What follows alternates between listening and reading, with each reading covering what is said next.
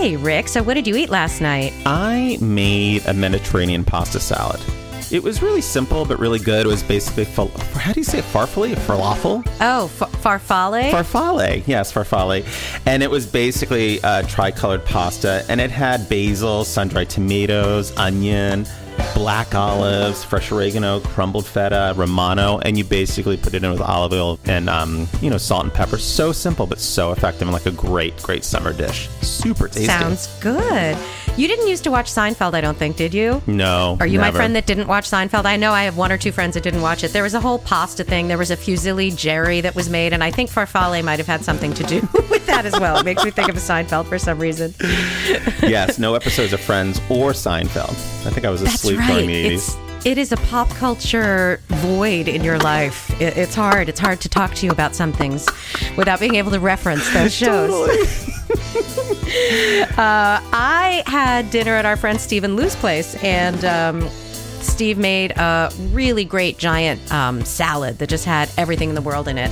But he left out mushrooms and olives because he knew I didn't like them, which is lovely. And then we ordered pizza, and it was all great. And then at the end of the night, somebody went down to the convenience store located in their building, and there was candy and sugar cookies. Who could that have been, Kate? What? Who could that have been? Yeah, it wasn't me, actually.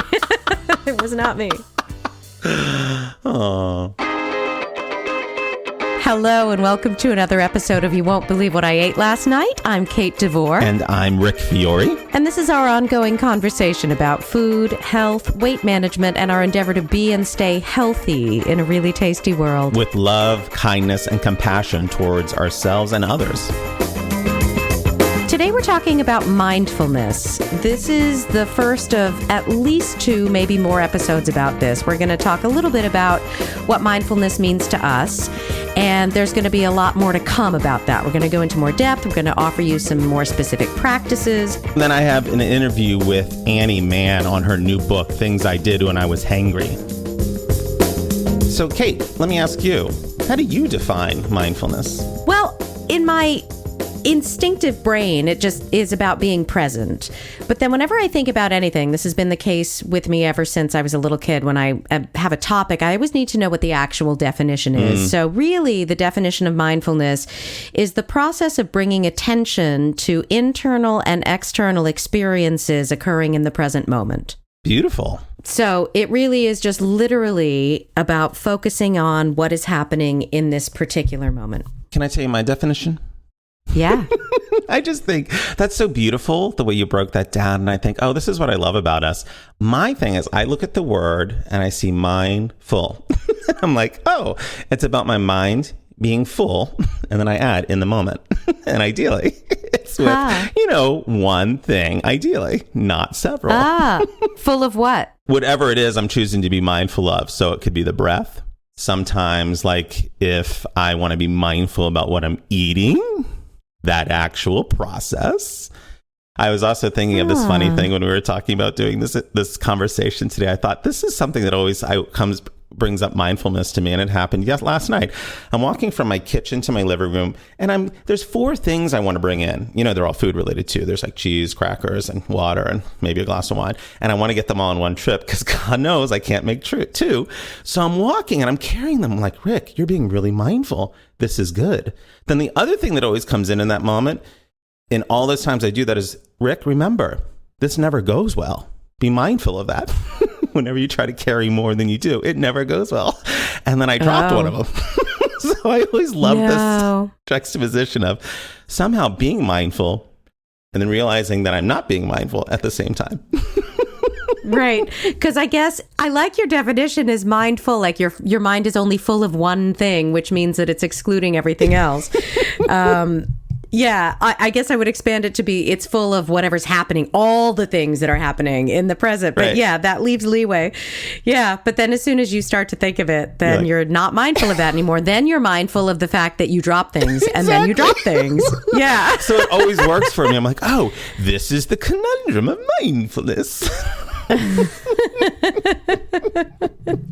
So what's the point of it? Why do we care? Well, I care because I feel like it just makes me more sensitive, I feel like it makes me a kinder person because I guess I notice how I am when I'm not being mindful. And one of the things I always think about is I try to be really mindful when I go into the yoga studio because I feel like people are paying money. They want a good class. They want a teacher that's going to teach them a good class. So I always think I just want to deliver. I just want to deliver. And I think when I'm teaching, it's just some of my better time in life, I think, as a person, because it's all about taking care of people, you know? Yeah, that's interesting. I think a synonym that I think of for mindfulness is awareness, because it really is about being aware of what's happening in the moment, all the signals you're getting from inside yourself and from outside yourself. And yeah, I know that's not an uncommon feeling for a lot of teachers to feel like they're at their best in the moment, which makes it interesting when people become friends with their teachers because the person they like is the teacher and that's not necessarily the whole picture. Oh, totally. That's like the best of us. Sometimes it's the person who's just completely in that mindful space. And it's sort of like in The Wizard of Oz, don't go behind the curtain. Don't pull back the curtain. Well, I don't know that I'd go that far, but... Yeah, that's interesting. So there's a lot of Buddhist work in mindfulness. It's a real basic premise of Buddhism. And Jon Kabat-Zinn is the person who's credited with really bringing it into a Western philosophy. And he has a really prominent, and it's been around for a long time, a type of psychotherapy known as mindfulness-based stress reduction therapy. And there's a whole bunch of different variations on that. But it runs the gamut from a spiritual to a psychological practice, I think. Mm-hmm.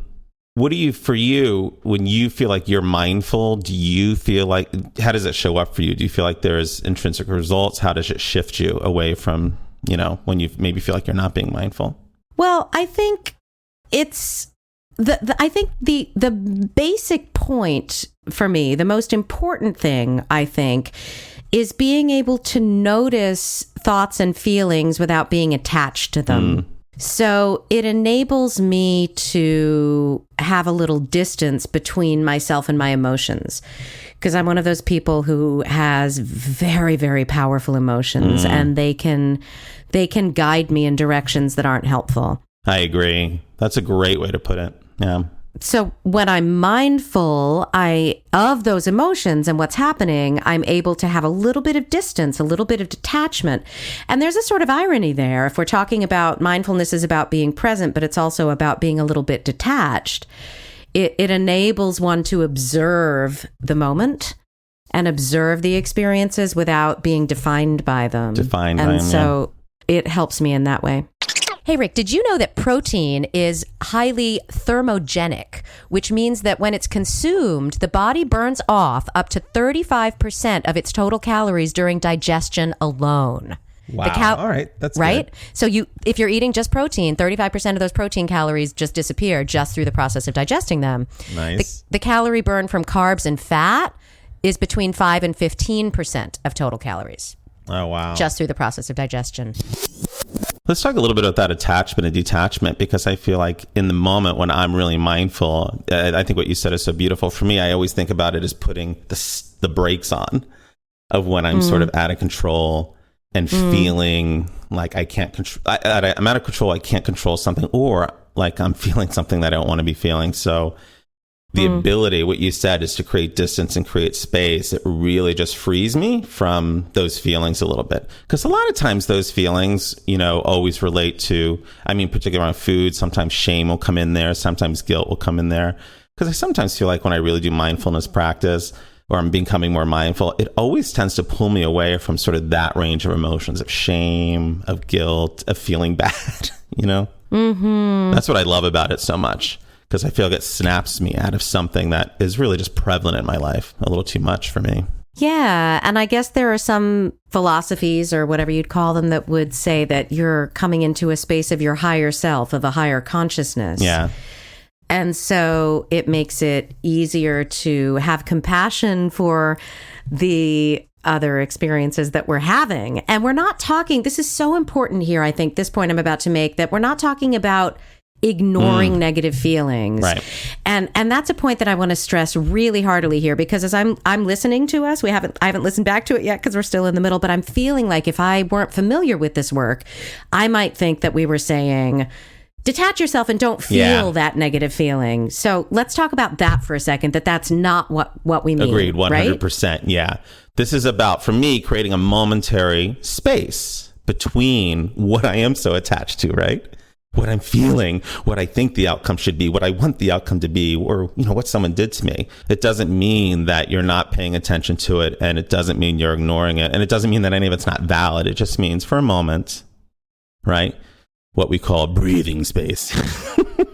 Yeah, totally. Because it's in that moment, wouldn't you agree, at least for me, that when I am mindful and I have that moment, a world of possibility, a world of potentiality opens up about what I can do next, what I can respond, how I can feel. The old-timey advice is take a breath and count to 10, right? Like, it's the same We're talking thing. About they were nothing right. New people. Exactly. Just count to 10. It's sort of the same thing. Yeah, totally. It doesn't have to be a big whole thing. It's just wait a second and take in what's happening. But really, I think the goal is to be able to experience our emotions and not hang on to them. And that's the hard part. Totally. So the optimal ideal of human functioning, as far as I'm concerned, is to have the whole gamut of emotions, because that's why we're here. Right. And they're beautiful. And even the painful ones are beautiful in their way. So the idea is to experience them and truly experience them, because if you experience them, they will shift, because that is their nature. They're like a bubbling cauldron. They're ephemeral. So they only linger if we don't really feel them and allow them to have their life. Oh, that's so great. And it is this very idea of feeling them, right? Because that's the whole point of an embodied life. That's the whole point of our existence, right? We're not monks in a cave just being able to like shut everything out, right? Although I suspect that those guys are still feeling their shit. I'm just going to say. Totally. Right. But there's this general idea that it is, you have to escape everything. You have to put everything aside. And that's not what life is about. So the question is, like, I want to live all that stuff, because a lot of stuff, even all the stuff that I might even consider bad, it's really made me who I am, right? It's made us both who we are. It's a big component of who we are and how we are with each other. So yeah, that's such a super important idea. And there's actually been research that this stuff can change. Mindfulness work can change your brain. It can help you regulate thoughts and emotions. It can help with stress reduction, relaxation, quality of life. Immune system. It can stop affect your immune system. Worrying. Yeah. A lot of things we always talk about. It can affect stress, depression, anxiety.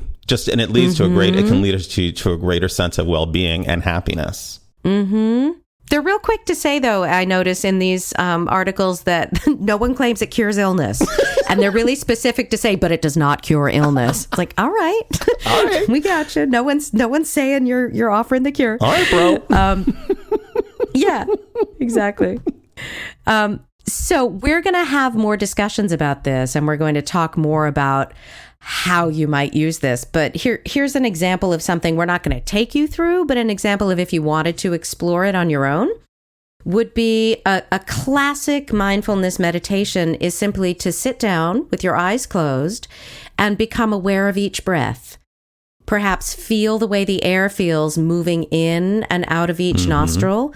Notice what it sounds like. Notice how your chest or belly moves as you breathe, and just to keep your awareness on the breath.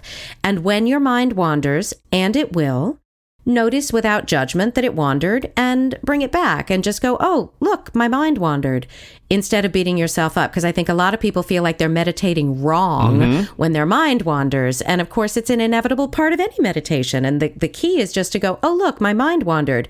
Go back to your breath. I think of it like a puppy. You're training a puppy. Like, yep, it's going to sniff over there, but just bring it back and redirect it. And that is a classic mindfulness meditation. Yeah. And just the big thing I want to chime in there is just remember what you just really say again, what you said, which is there's no way to meditate wrong. You know what I mean? Whatever comes up in meditation, it's there. Just let everything that happens be part of your mindfulness meditation and bring it back. So important. Yeah. And if you're not used to meditating, you want to aim for about 10 minutes a day and then build up. Yep. And then another classic one that ties us back to food, which is a nice segue into the interview that we're going to hear in a minute, is another one that John Kabat-Zinn talked about, is the mindful eating of a raisin. And so eating a raisin becomes this whole big event. So if you wanted to explore mindful eating, you would take something. I've done it with chocolate kisses, Hershey's Kisses and stuff. And first you look at it and you look at all the properties of it. And then you take a minute just to smell it and touch it and see what it feels like. And then you put it in your mouth and you feel what it feels like in your mouth and what the instant tastes are. And then you slowly move into the eating of it, being aware of each sensation, each moment. And I tell you, I could never get through a meal that way. I've been really hard pressed. Even a couple of bites can take forever, but that is, of course, the point. What you just reminded me about that meditation was I'm always so struck when I'm actually eating out or eating with friends. And that always comes to me just by chance. I never remember to do that when I'm actually eating, but so many times I'm out, I'll put that bite in my mouth and it is just an explosion and I'm there. It takes me there and I'm doing exactly everything that meditation says you're supposed to, but I never remember to do it. I always feel like it's a drive-by when it happens. Yes. I will, if I'm lucky, I get 1 or 2 bites out of a meal where I'm really mindful. In that way. I give a lot of thanks during my meals, but that's a different thing, actually. Yeah. All right. So now we're going to shift gears and you're going to hear this great interview that Rick did with Annie Mahon. We are so excited to have Annie Mahon. We're here talking about her most recent book, Things I Did When I Was Hangry, Navigating a Peaceful Relationship with Food. She founded Circle Yoga in 2003 in order to bring mindfulness and yoga to people of all ages. She is the co-founder of DC Yoga Week and Yoga on the National Mall and the Opening Heart Mindfulness Community. She is active in much of the grassroots community yoga and mindfulness activities in the Washington, D.C. area. And this is my favorite part. She holds master's degrees in both computer science and religious studies. Welcome to the podcast. Thank you. Thanks for having me, Rick. My pleasure. So one of the things that this is sort of a funny place to start, but I wanted to ask you, could you tell us how you came to be hypnotized in a Bob's Big Boy restaurant where you used to work? Sure. Yeah. I worked at a Big Boy's as a waitress. And the owner turned out to have this interest in hypnotism and started learning how to hypnotize people and invited people who wanted to get hypnotized to go back into his little office in the back. And so because I was game for anything at the time, I was sounded cool. And so I went in the back and was hypnotized, which led to my then really developing an interest in hypnotism and self-hypnotism, and that sort of led to my interest in meditation. Because it really seems that was one of the first places that you learned about the ability to maybe alter the mind or adjust the mind or somehow temper the mind. Is that right? Yeah, that's exactly right. And the self-meditation, or the self-hypnosis book that I discovered really led me to meditation, because it was a kind of guided meditation that I would do by myself. And I would just read from the book silently to myself and practice calming. You're feeling sleepy, you're feeling calm. And I discovered that I could control some of the anxiety that I had, especially as a teenager, and just really enjoyed that feeling and wanted more of it. Nice. Yeah. All right. So the title of your book is called Things I Did When I Was Hangry. Why hangry and not hungry? Well, hangry, as you probably know, is a combination of hungry and angry. So a lot of times when we're really hungry, it triggers these other emotions. And so a lot of my life, I think I was hungry and I was distracted by food so much of the time and obsessing on food, whether I should eat, whether I shouldn't eat, what should I eat, how do I look, what did I eat too much, did I not eat enough? That all of that led me to really be distracted by other emotions and act out in other ways. Oh, wow. Yeah. Could you give us, we'll come back and talk about this more a little bit later, but could you give us like a 101 on eating mindfully? What that means to you? Yeah, mindful eating. It's a kind of a tricky thing because it can sometimes be used as another way to control our eating, but that's really not the purpose of it. Really, the purpose of mindful eating is just to be with what's there, to be with the food, to enjoy the people we're with, just to be present during the time of eating rather than just mindlessly shoveling food in our mouth or, Welcome to my life. Whatever, yeah. Right. It's one of the hardest mindfulness practices I've ever encountered for me. Wow. Yeah. Okay. One of the things that really struck me about your book is really from the get-go, you really have such a great memory of food you ate from such a young age. And you do a really great job about tracing that from like the food you ate when you were younger and how that just sort of seemed maybe innocent and innocuous. And then you really have a great way of just taking that through the book and how it really started to become a little bit more serious. And then it really turned into something, you know, like an addiction and something very heavy. So could you talk a little bit about, do you remember the big shift when it became what we might call serious, or, you know what I mean, that moment it shifted for you from just innocuous eating to something else? Well, really it all shifted around the age of like 11 or 12 when I started to somehow wake up to the fact that food could be a bad thing. I think before that, like, you know, quote unquote, a bad thing. Not really a bad thing, but could be seen as a bad thing. Because before that, to me, food was just a yummy thing. I mean, it was just an amazing thing. And some things I didn't like, and that was no big deal. Some things I loved, and that was great. But at some point, all of a sudden, I became aware that some people didn't see food that way, like older people, like adults, especially my parents, and especially my dad had an eating issue. I'd seen a lot of this stuff at the table growing up, a lot of this kind of weirdness around food, but then suddenly I became aware that, oh, I should now be controlling my eating or eating certain things or not eating certain things, and that suddenly it went from being a body-oriented relationship with food to being a head-oriented relationship. I get that. Yeah, I can sort of soothe it. Do you have a primary practice that you use in the moment? I do. You know what I mean? Like, what is it that snaps you out? For me, it's what I described. So I also practice focusing, which is a kind of mindfulness practice of emotions, and so that allows me to stay present and see, okay, so there's something in me right now that feels guilty or feels ashamed, and that's not all of me. And so once I can do that, and I can turn toward that part of me that feels ashamed, I'm no longer the shame. I'm the whole me. I get that. Yeah, that turns toward that part and says, yeah, you feel ashamed right now because for really good reasons, because you were shamed as a child, or you lived in this culture for 50 years. You couldn't avoid believing these messages. So I turn toward it with that kind of attention, that kind of caring attention, and that usually will begin the shift of bringing me back to myself and away from that shame cycle. How would you describe how that works for you now compared to like 15 years ago? You know, because I'm always into this question of, do habits really change? Do they just get managed? Do they go away? I'm always interested to know how it shows up for people. I'm so interested in that too. And so what I do is I go back and look, and I really, really try to be objective, because I agree. Sometimes I think, oh, nothing ever changes. But I see that I have a totally different relationship with food than I used to. And even though, of course, it's never perfect, so I go back to that example I said where I was like thinking what's to eat on this street that I could eat when I was stressed out. So in 15 years ago, that thought would have happened. I would have been buying the food before I even noticed that I was having that thought, and I would have eaten it.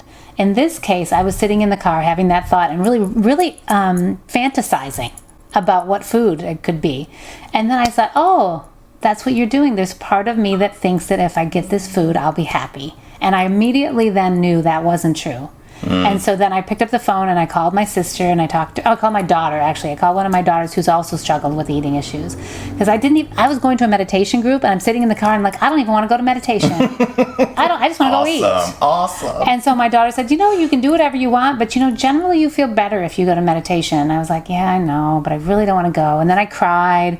And then I said, okay, I'm going to just go for a minute, and I'm going to leave if I want to leave. And so I went in and I sat in meditation. I cried. I really just let those feelings flow. I was just feeling so sad about what happened on the phone with my dad, and about the bad review, and about the UPS thing, which was nothing, but it was like the cherry on top. Just to send you right over the edge. Exactly. But once I really was able to sit, I was 45 minutes in meditation and just letting that all happen. And even though I wasn't 100% better, I was like 80% better at the end. Nice. And 15 years ago, I could not. I certainly would not have gone to meditation, and I probably would have had a binge. Could you tell that story in your book called I Ate the Whole Mango?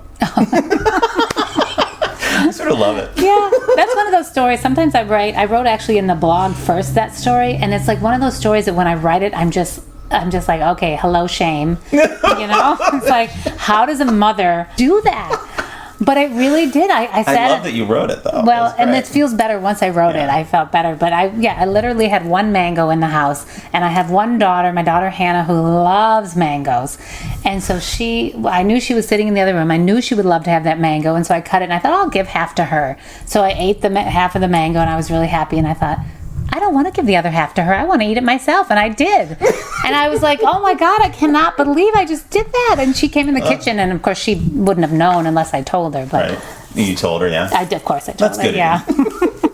Made it worse. Rub it in. I just ate a whole mango. You could have had that. Exactly. But no. You could have had the whole thing. When we think about mindful eating, what does that look like for you? And you're like really doing it. What does that look like for you? Yeah, so when I'm really practicing mindful eating, generally at first I notice that I'm going to eat something. Like that's the very first thing. It's just like, oh, I'm sitting here and there's some food in front of me.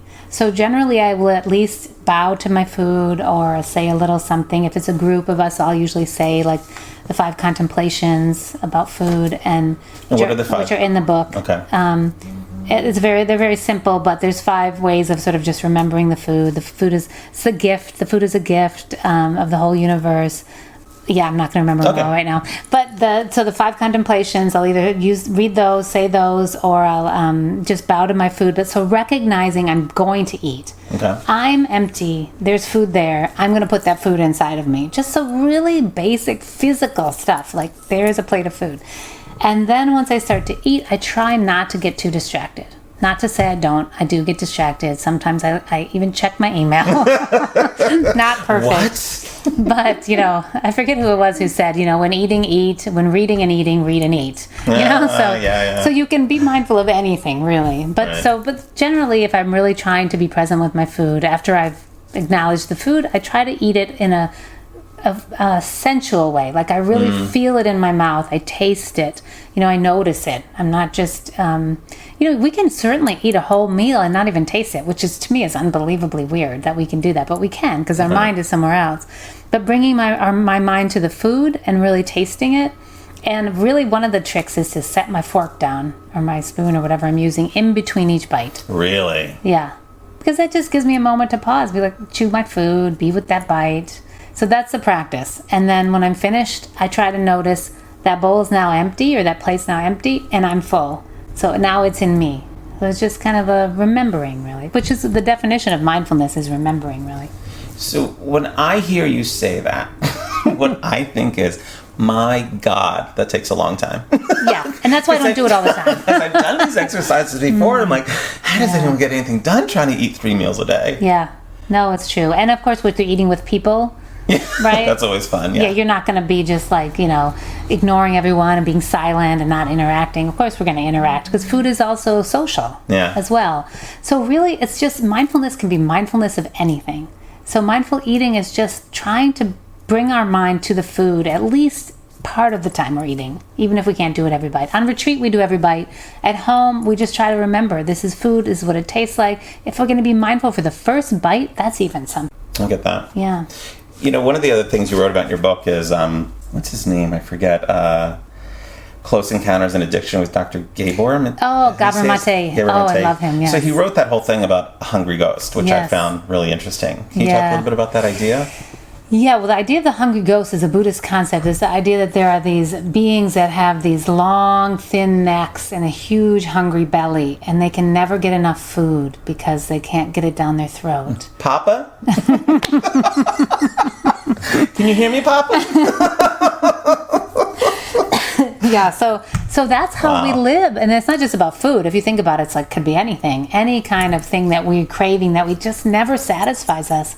And that kind of ties back into what I was saying earlier. When I feel that kind of bubbling up and I think there's something I need to eat, I need to like get rid of that feeling. That's actually exactly a hungry ghost feeling. It's like, there's part of me knows that food isn't going to satisfy that thing because that thing is something totally unrelated to food and hunger. It's sadness or anger or frustration or whatever, jealousy or whatever feeling is there. But or even a lot of times for me, and I think a lot of people, it's fatigue. There's a level of fatigue a lot of us are operating under that we consume to try to like not pay attention and keep going.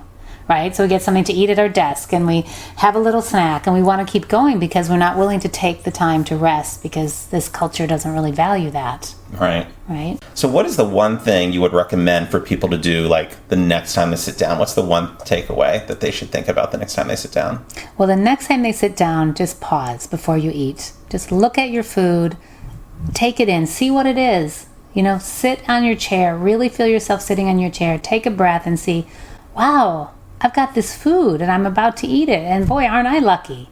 And wow, it's going to be good and I'm going to really enjoy it. And just take 1 or 2 breaths and just recognize you're about to eat. And then how do you practice kindness towards yourself and others on a daily basis? What's that look like for you? For me, the kindness has to do with this, what I was describing as really seeing those parts of me that are suffering or that are having a difficulty as really not all of me. And so that I can then be in the seat of someone who's like taking care of those parts so that I can see, oh, there's part of me that's really scared right now, you know, and really looking at it with compassion.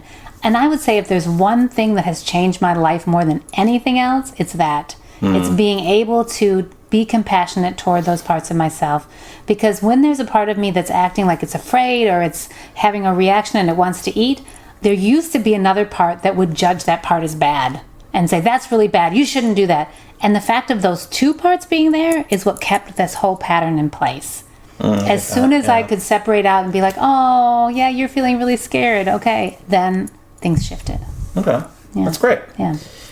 What is mindfulness to you? What's your definition of mindfulness? My definition of mindfulness, I don't have a ready-made one. It's kind of ever evolving. But in this moment, I would say it's just being right here with you. Thank you. Yeah. Isn't that the key too? Yeah. Annie had so many other great things to say that we cannot include them all on our podcast. So make sure you listen to the entire interview on our YouTube channel. You won't believe what I ate last night. Make sure you subscribe, review us, and share us with your friends. You can find Annie at rawmindfulness.com. She has a great blog you can follow. You can find her book, Things I Did When I Was Hangry, Navigating a Peaceful Relationship with Food, on Amazon, her website, or our website, youwon'tbelievewhatIate.com. You'll find that in the program notes under the podcast section. Make sure you follow us on Facebook. And as always, this podcast is supported by awesome people such as yourselves. If you become a supporter, you will get other things from Kate and I that no one else is getting, such as meditation, articles, and tips and techniques. That support can be given through a link on our website to PayPal, as we are no longer going through patreon.com. Also, remember, be on the show. Send us your MP3 you record on your phone. Send it to youwon'tbelievewhatIate@gmail.com. Record it with a friend the next time you are out at dinner. Tell us what you ate last night, how you felt about it then, and how you feel about it now. Thanks for listening.